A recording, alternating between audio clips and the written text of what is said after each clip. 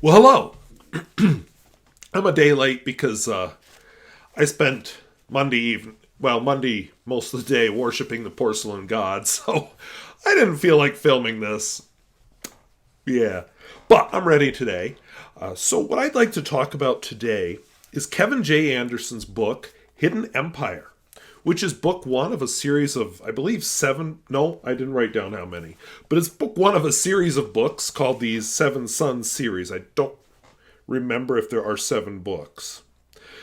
But you may have heard of Kevin Anderson. One of the things he's known for is he is half of the two-man team with Brian Herbert, who wrote the plethora of prequels and sequels to Frank Herbert's classic Dune novels. And when I say plethora, yeah, they've written a lot of them. This book shows a lot of stylistic similarities, so if you like that, you may like this. If you don't like those, you may not like this one. What he does in this book is he creates a new universe several centuries in the future, and at the very start, he has the main inciting event for the whole series, and actually does a pretty good job getting a lot of the main players, and by players I don't necessarily mean characters, I mean races and groups, into one place. So we learn of one alien race called the Ildarians, who gave humans the secret to faster than light travel, 2 centuries ago. We find out that humans are divided into three civilizations. There is, of course, the main Earth-based humans, which are under a corporation called Hansa. The roamers, who inhabit all the weird can I say weird? All the places out there that normal people don't go, like they have no oxygen and are frozen moons, or they're boiling hot planets, or whatever. Lagrange points between two orbiting asteroids. Those are the kind of places the roamers live. And then a planet called Tharak. This is the home to the Lorax people who speak for the trees. More seriously, they have a what they call the World Forest. It's a worldwide forest, apparently, although I would guess that's within reason because of climate things. But anyway, these are semi-intelligent trees, and they have green priests, and literally green because they go through some religious thing where the trees grab them and give them chlorophyll, and then their skin turns green, and then they can live by photosynthesis. But the neat thing with them is, besides being Loraxes without the mustache and the orange, they can also communicate via telepathy instantly with any other green priest, as long as they're touching one of the special trees in this forest. So these are the main cultures that are there, and I should mention that Earth actually has a lot of colonies, and they're trying to make more, which is part of why everybody's here. So why is everybody gathered together in this big scene? Well, what they're doing is they're watching a demonstration of the Clique, and I'm sorry if I butchered pronunciations, Clique torch. It's a device that was discovered by a husband and wife. What do you call it? He calls them archaeologists, but I don't know. It's like there needs to be a name for archaeologists who work with alien artifacts, because there's a long dead civilization called the Cliques that these two people study. And so they found this torch thing in the ruins, and what it does is it snorks a neutron star inside of a gas giant planet, which then provides enough gravity, apparently, to make the gas giant planet go poof and light up as a star. Because, the reason gas giants are gas giants and not stars, like our friend Jupiter, is because they just don't have enough mass to cause that nuclear fusion to happen spontaneously. Just can't get the atoms close enough together for the fusion to start. So why would you do this? Well, like Jupiter, for example, has the lovely moon Europa, which is a big ice ball, possibly with liquid water underneath it. We don't know for sure, although we suspect it's there. But melt that puppy off, you've got possibly a place to live. Now, gravity's a little low. I'm not sure how well it would hold on to an atmosphere, but that's another story. And Kevin J. Anderson is not known for his hard science fiction, so we'll just set that one aside, because don't read Kevin J. Anderson looking for hard science fiction, because it isn't there. But anyway, so they're thinking, well, we'll have a habitable planet. Now, the reason so obviously the Lorax people, okay, sorry, I should stop doing Dr. Seuss jokes. The people from Thurrock are there because, see, in my brain I've been calling them the Lorax people.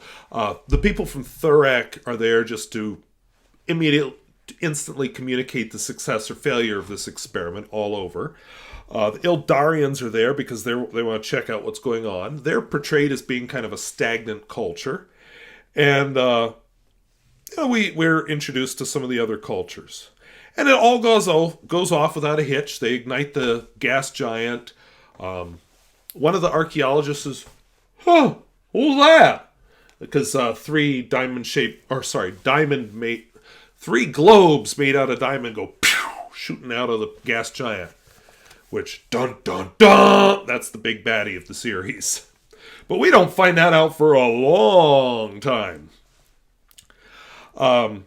So most of the book is actually spent meeting about a zillion characters. If you've read Kevin J. Anderson, he loves short chapters, and to have like 100, 150 of them in a book, and the book be really long. And each chapter just gives us a little taste of a character that, boop, we'll move over here to this one, whoop, we'll move to this one, and just jumping around between many characters. Now, I'm okay with remembering names, or at least roles, because I'm a teacher. I mean, I have to learn a lot of names really quickly, so it's kind of part of my job, but I don't care for it in a book. I actually read the sequel to this one, which I'm not going to review for now, but just because I wanted to find out some of these characters, you go through the whole book and you're like, why? Who cares? One guy decides to move. Well, he appears in the first scene because he's the Green Priest, the Lorax dude, communicating all this stuff about the Clique torch. And then he just appears at random, and then eventually decides to move to some small out-of-the-way colony and replace some Green Priest there who's dying. And you get to the end of the book and you're like, why? What was his point? Well, he did have a point in the next book. He communicated an important message and was promptly killed. Could another character maybe have done that? So we could have a few less characters? I don't know. I mean, he's dead. Maybe somehow he pops up in future books, but I don't really see how. So anyway, the good in this is Kevin J. Anderson does do a good job with interesting ideas. He can create some interesting concepts. He can have a lot of different interleaving stories all going on. And he's good at holding interest. Despite the zillion different characters, he does manage to hold your interest. You kind of like some of them, although it's all superficial because you never get to know any of them deeply. Although maybe by the end of the series, when each character will have enough individual little chapters to mount up to a book, maybe by then I'll feel like they're a little deeper. I don't know. But yeah, I just didn't care for it. But what really got me, remember the globes? So we've got aliens living in the gas giants, a whole civilization of aliens who live under the super high pressure atmosphere in the hydrogen of these gas giants all over the solar system. And most of them are hydrogen because, it's the most common element in the universe. So, why wouldn't it be? But, and that's science. That's not me making fun of Kevin J. Anderson. It really is the most common element in the universe. And whoopsie, this world that they turned into a star was inhabited by millions of these hydrogues, which we learn their name later. So, it turns out that these hydrogues were slaughtered by these humans doing this little experiment. And how do you say, oh, my bad, I didn't mean to kill millions of your people. You know, you come kill millions of Americans, I guarantee a military response. You didn't even have to kill millions. And I'm not making fun. This is serious now. 9/11, military response came out of that. And that was just thousands of people. So I totally get why these hydrogs said, ha, we're going to war. The war, they do it in a weird way, but whatever, they're aliens. But what they start doing is attacking what are called sky mines at first. What's a sky mine? Oh, another character that dies right away. Sky mines are floating platforms on the gas giant planets, set up mostly by the roamers, the guys that live on all the weird places. Yeah, gas giant's kind of a weird place to live. But they float around, they harvest the hydrogen, and they collect some part of the hydrogen. They're able to make ecti, which is the fuel used for faster than light travel. And then they sell it to the Earth culture, and they sell it to the Eldarians, because the Eldarians actually used to collect ecti, but because of weird quirks of their biology and psychology, they could never do it efficiently, so the roamers are much better at it. Well, these hydrogs just start attacking sky mines, and all the humans are like, what? What is this that is happening here? And anyway, all these civilizations rely on this ecti. This is a death blow to every single civilization except maybe the Lorax people, because they've got their little trees and they're happy on their own planet. So they want to keep mining ecti. Well, finally, the hydrogs send an ambassador, well, not an ambassador, an emissary, except he's not very nice, to visit the King of Earth. Yes, Earth is run by a king. Yeah, every civilization in this story is a monarchy of some sort. Although the Earth King's leader, he's a figurehead. It's really the Hansa business that runs everything, and they tell him what to do and say. But anyway, they, being hydrogen people, don't really get that whole nuance, so they just go to the king, and they tell him in his throne room that you will no longer mine hydrogen on the gas giants. And then, just for good measure, releases the pressure in his little traveling capsule, which, you know, when you realize the high pressure that the hydrogen's under where they live, blows out like the whole throne room, kills the king, and yay! So then we get this 14-year-old kid gets made king, because they've been watching him since birth and decided, yeah, this little street kid will be a good king. We'll educate him first. But anyway, so there are a lot of big ideas, and as a matter of fact, it turns out the trees have their own civilization, sort of. You know, they're a little different. And there's another civilization that shows up in the next book about water. Well, they're called Wentles, but they're water, super water thingies. And there are thingies that live in the stars also, which is a big chunk of the second book. But I'm reviewing the first book. And I think you can tell weaknesses abound in this thing. Authors are often advised, show, don't tell. But you reach a point when you're like, okay, maybe just tell me that happened and you don't have to show me, because, oh my God, who cares? That's part of what's going on with this book, because they show too much. And each character, you know, he's got zillions of characters, because he's trying to show the different facets of the stories going on around the universe. Maybe don't do that. Just tell us about some of them, because some of them really aren't that important. You know, I think in the Dune novels, part of why those worked so well is you didn't see, I mean the Frank Herbert ones, not the other ones, because you didn't see all the characters in every civilization and know exactly what they're thinking, which humanizes them and makes them sound very ordinary. Yeah, sometimes it's better just to tell that yeah, the Ildarians did this. So, yeah, and like I said, I read two of the books. I have not read them all. I don't see myself reviewing each one in the series because it's really not standalone books like the Dune novels. This is just a big, long book that's been divided into sections, conveniently separated by covers. Although mine's electronic, which is why you haven't seen me waving a paperback book around.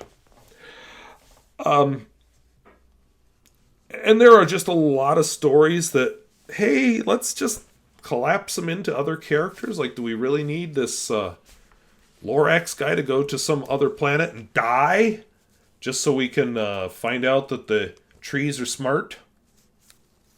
And they once fought a war against the Hydrogues. Do we need him to die to do that? And all those chapters wasted on the way, getting to know him and giving him something to do so we don't forget he exists? Maybe not. I mean, we've got several Green Priest characters. Just have one of them do it. And Kevin Anderson's dialogue is sometimes not the best. And I was going to write some examples down, but I didn't. But I could immediately see when I read his Dune novels, how different it was from Frank Herbert. Just much lower quality. And I will just say that your aliens, the more you see them, and the more you get to know them, the more they lose their alienness. I mean, sometimes you can keep their alienness if you do it right, but not Kevin Anderson. These are humans with bumps on their forehead. Even the Hydrogues in the second novel started to lose some of their alienness. Or, another thing that is just kind of hinted at and you don't discover the real secret to it. Remember I mentioned these aliens that they've been doing all this archaeology on? The Clique? No, I said that wrong, didn't I? Did I say it wrong? No, I didn't. Clique. They left behind some robots who were just kind of wandering around and doing their own thing. And, those robots, the more you got to know them, the more they lost their alienness. And he is trying. But, like the Ildarians become human to the point that one of them breeds with another human. How's that work? Aliens breeding with humans? Is the DNA that similar? There's nothing on Earth that I can breed with, and we're all from the same planet. And so, lots of subplots get set up. The Clique robots have a huge subplot.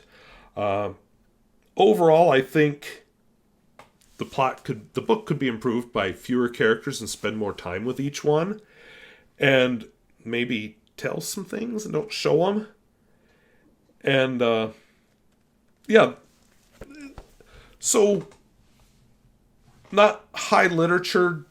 Definitely something I'm glad is on my Nook instead of paper, because I don't see myself ever rereading these books. I will reread Dune again. I will reread Hyperion. I may even reread The Song of Kali. But, these books are entertaining. They hold your attention. Then you're done with them and move on to something else. Not deep literature.